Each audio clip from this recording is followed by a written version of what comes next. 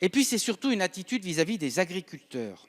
Et ce soir, Monsieur le ministre, je leur dis, au travers du débat que nous avons, que la représentation nationale a décidé de leur fixer un objectif, que nous allons les accompagner, que nous le ferons avec tout notre appui et toute notre force, et que nous le ferons aussi avec toute l'exigence nécessaire.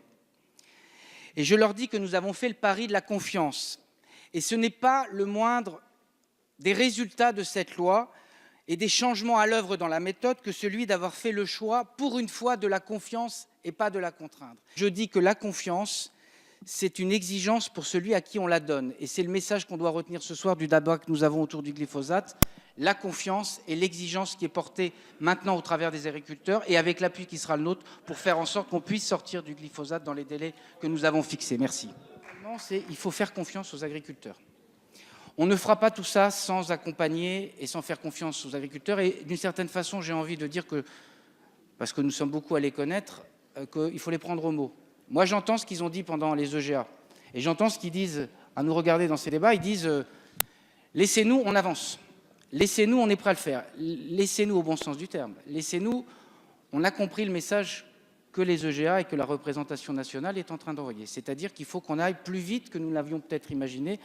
Il faut aller plus vite pour les consommateurs, il faut aller plus vite pour les questions environnementales, et puis il faut aller plus vite pour eux-mêmes. C'est la situation que nous avons pu décrire les uns les autres, les limites de l'exercice agricole tel qu'il s'est pratiqué depuis des années, c'est collectivement que nous en sommes responsables. Ce n'est pas les agriculteurs qui en sont responsables. Nous avions décidé d'un schéma de développement agricole et d'un schéma de production qui était celui issu finalement de l'après-guerre, qui était un système où il fallait produire à bas coût de la quantité. Et donc, je refuserai, et nous refuserons toujours au nom du groupe, de dire c'est la responsabilité des agriculteurs. C'est la responsabilité des agriculteurs, des pouvoirs publics, des consommateurs. C'est dans leurs attitudes et dans nos attitudes collectives. Moi, je sens à l'œuvre beaucoup plus puissamment que même, moi qui connais un peu, je crois, ce secteur, et je l'avais imaginé, une évolution des esprits dans le monde agricole qui est extrêmement profonde. C'est-à-dire que la question que justement notre collègue Garot soulevait de dire il faut qu'il y ait une prise de conscience, elle est en train de se faire très puissamment dans le monde agricole et donc il faut le faire avec cette idée que les agriculteurs sont prêts à évoluer dans leur pratique et dans leur façon de dialoguer avec les consommateurs. Je voudrais quand même rappeler que la restauration collective, c'est 3 milliards de repas par an, c'est environ, alors les chiffres varient, mais entre 16 et 20 milliards de chiffre d'affaires.